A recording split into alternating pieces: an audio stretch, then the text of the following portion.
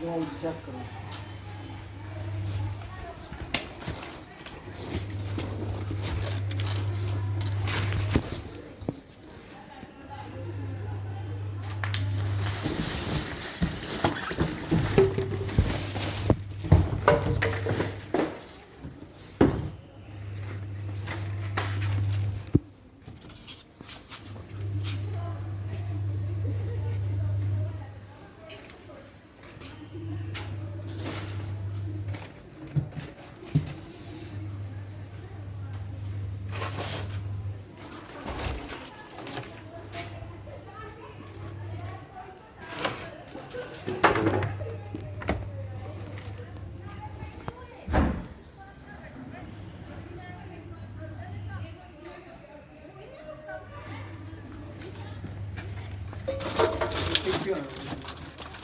गिर जा दे रहा हूँ टिप्पी भी।